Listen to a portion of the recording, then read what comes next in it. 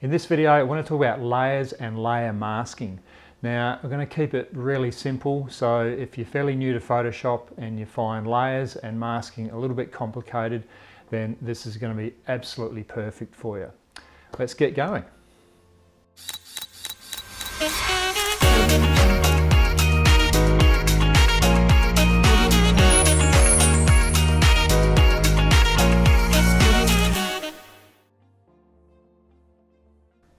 Hey everyone, this is Dean. Thanks so much for dropping by to watch this video. Now, today we're talking about layers and layer masking. So I'm going to break this up into some different segments. We're going to talk about the difference between a pixel layer and an adjustment layer. We're going to talk about how layers work and interact with each other. We're going to talk about transparency in a layer, blending modes very briefly, and we're also going to talk about how to add a mask to a layer and then how to edit that mask or paint in and out. Now, what I'm doing with this one is I'm going to timestamp it. So if you go back to the description, you'll see each of these points will be timestamped and you can jump to that at any stage. So that'll be good if you want to come back later on and have another look at the video. Okay, so let's start off with just explaining to you the difference between a pixel layer and an adjustment layer. Okay, so think of your image as a pixel layer because it's obviously full of pixels. The other type of pixel layers that we have would be a text layer, or it could be a solid fill layer, solid color fill. That would be a pixel layer as well. Now, what you need to think about with a pixel layer is that it's solid. Okay, you cannot see through it. So we could have a couple of different layers. We could have our base layer and then we may have duplicated this layer to sit on top. Okay, and now with layers, treat it as a stack and you're always looking down onto the stack. This is really important that you understand the way we visualize layers. So we're always looking down, and as I said, a pixel layer is solid, so you cannot see through it, so you can't actually see the image underneath. So that's a pixel layer. Now, the other type is an adjustment layer. So this is non-pixel based. So there's no pixels in this. It's just a container that holds the command that we want to apply to it. So this one here is a contrast adjustment layer. Now, I hope you really enjoy my high-tech approach to this. If you are, leave me a comment. So here we could have our base layer, we've duplicated a layer that we're going to edit, and then we would add an adjustment layer on top, in this case a contrast layer. So as we look down through the stack, we can see the contrast layer sitting on top of this layer. Now, adjustment layers always interact with the first pixel layer underneath it, okay? And the beauty with these is you can add multiple adjustment layers. So this one's a black and white one. So you can have, as many as you want sitting on top of each other, and because they're not pixel based and because they are transparent, then they see through each other and they just apply that command to the layer underneath. Now, if we had this set up here and then if we added another pixel based layer on top, then remember this is solid, so that blocks out everything underneath and we cannot see through. So if that was the case, our picture on our screen would look like that because this one is blocking out what's underneath it. Okay, so hopefully that all makes sense. Now, the other type of layer that we can have could be a selection. So what if we made a selection on this layer and then we wanted to cut that out and sit that on top? So just let me do that. Again, I'm going real high tech here. So we've made our selection and then Command J, okay, and then we've cut that layer out of here and it's now sitting as its own layer. Quite often we do this, there may be an area that we want to work on, or we may be bringing something in from another image. This may have been brought in from another shot where the light was better on the rail, or whatever, you get the point. So what happens now is, this is what our stack looks like. This one's on top. And of course, if we haven't moved it, then as we view it, it's exactly where it was. And when we start to move that layer that we've cut out, then we will see it in a different position. So again, you just got to think of this as your stack of layers, and we're always looking down from the top. Okay, that's it for here. I'm going to now jump into Photoshop and I'll show you the rest of the points. Okay, so here we are in Photoshop. We've got our image of Craig's hut up. And first off, I just want to show you the layers palette. So this is the layers palette here. Now, if yours is not showing, just go to Window, come down and click on Layers, and that will show it here. Now, I've got these icons set to large, so it may be easier for you too to do that. So we just come in here and go down to Panel Options and just select the larger icon, and that'll make that bigger for you, a little bit easier to see what's going on. Okay, so let's do a walk around of this layers palette. I'm not going to go through absolutely everything because we don't use everything in here. But basically, here we have our layer. So this shows our layer.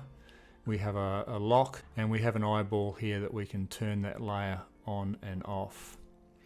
Now up here we have a blending mode and opacity, fill, and then these ones down here, we have this little icon here as a shortcut to add an effect to a layer. It could be a text effect, a drop shadow or something like that. This one here is to apply a mask. This one here is for our adjustment layers. So I was telling you about the adjustment layers. These are all here. And the next one is a folder, so we can actually group layers. So if we end up with an image that has lots and lots of layers and it's getting a bit messy, we can group some together and rename that folder. And this one here, this just adds and creates a new empty layer. And of course we have a trash bin to get rid of all the rubbish. Okay, that's the layers palette. So let's just have a look at this image. I'll just sort of replicate what I did with the cards. So this is a single layer. It's just one layer and it's a pixel layer, so that's solid. Now Command J just duplicates a layer. So now we can see we've got two layers, one sitting on top of the other. Okay, let me cut that fence out. We'll just make a selection. Command J. So now the third layer here, we've got that cutout selection. Okay, so we can see it there sitting on that top layer. Now when you see a checkerboard effect, that means that that is empty or transparent, so there's no detail or no pixels there. So in effect that will see through and reveal what's underneath it. Now there's no difference here in the picture because everything's sitting where it should be. If I just grab the move tool, so I've got this layer selected, the one that we cut out, and now if I move that, you can see that it moves around and we can place it wherever we want. And again, just remember we're looking from the top of the stack coming down, so we can see that. Now if I move this out of place, and then if I move this layer on top of that one, now we don't see the one out underneath that's out of place because this is a solid layer and it's blocking that one there off. Okay, so let me get rid of that layer. Now I'll quickly show you an adjustment layer. So if we go in here, we'll just add a saturation layer. So when we add an adjustment layer, we have the adjustment here, so that's on the left. So that's this panel here, the hue and saturation, and then it automatically applies a mask. So if we go into saturation here and just decrease it, then that is now applying that effect to the layer underneath. And as I said earlier, we could have multiple adjustment layers and they will all affect this layer here. So they're all going to affect layer number one.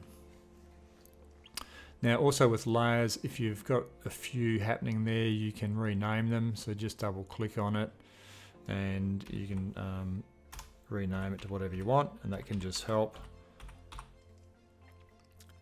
with your layers so you know what each one is doing. Okay, let's get rid of that. Delete layer mask and delete the layer. Okay, what I'll actually do is I'll turn that to black and white because I just want to show you transparency now. So we've created a black and white layer here, and if we come up here to opacity, so this is the only way you can actually see through this layer to the layer underneath other than using a blending mode, then we can just drop that opacity. If I drop that back to 50%, just turn that base layer back on, and as we use that slider, so up here we're showing more of the top layer, and as we come down we're showing less of the top layer. So it's blending the two, it's blending the black and white layer into the bottom layer via opacity of that layer. Okay, I want to show you the difference between opacity and fill. You can see up here we've got an opacity slider and we've got a fill slider. Now if I do it on this image, it doesn't seem to make any difference between the two. They both seem to be the same, and they are exactly the same in this case, where we just have a basic layer with no effects applied to it.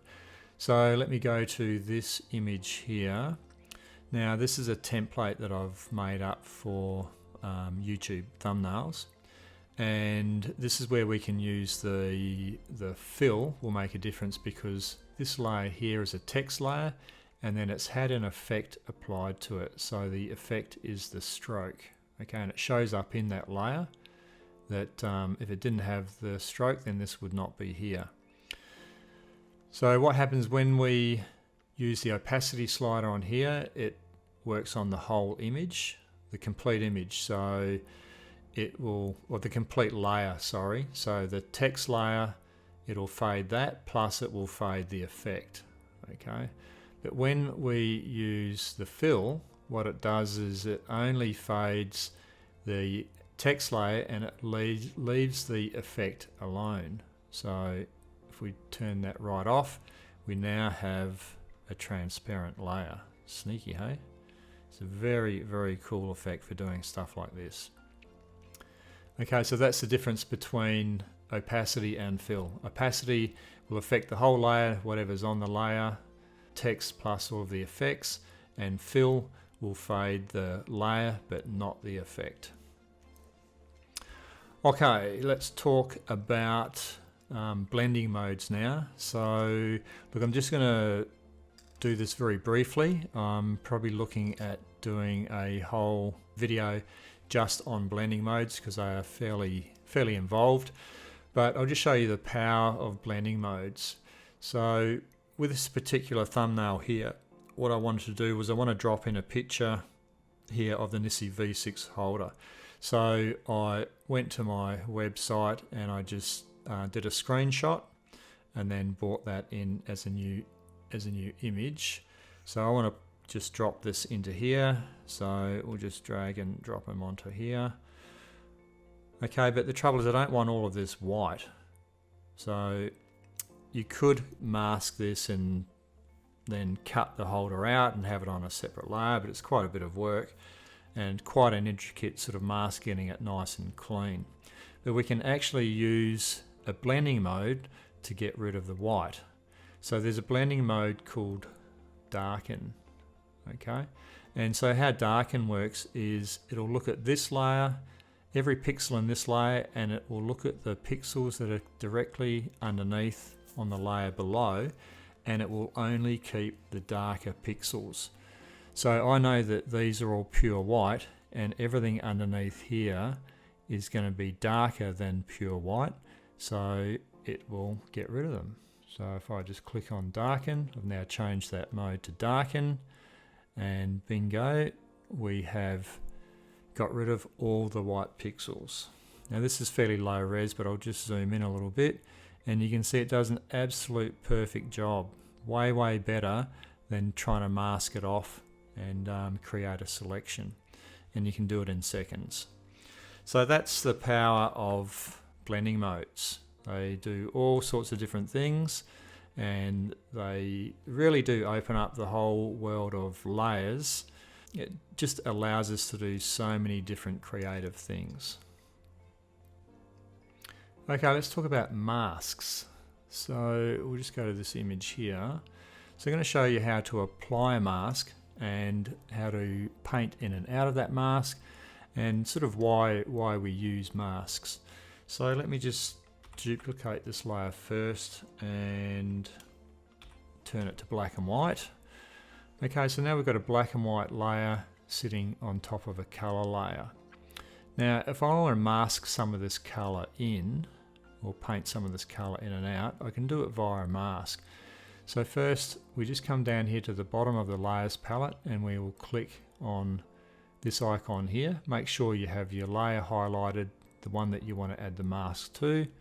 So we click on there and it throws up a mask that is completely filled with white. Now you need to think of white as being transparent. So white reveals, black conceals. So because this is pure white, it's revealing everything in this layer. Okay, if I invert this mask and turn it to black, so I can do that very quickly, just Command I on a Mac, Control I on a PC. So that has now filled that mask with black, which is completely masking off or blocking off, concealing everything within this layer. Okay, now we don't normally want to completely block off a layer, so I'll just go back to white. So what we can do is we can paint in with a black brush. So when we paint in black, we're going to be concealing or masking it off, and then white will reveal this layer here. So we need to go to our brush tool, so B for brush, and you can come up here and just select a soft edged brush.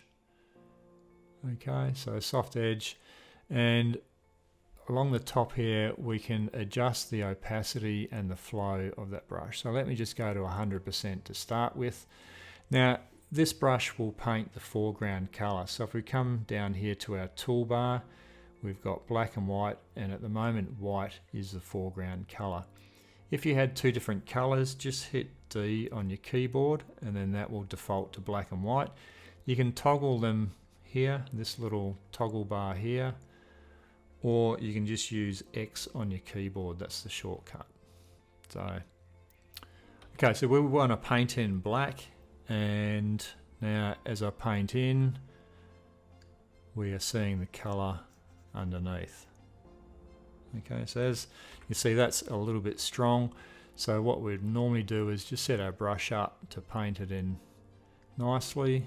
So I like to drop the flow down to sort of halfway, and then the opacity will be just to what you really need.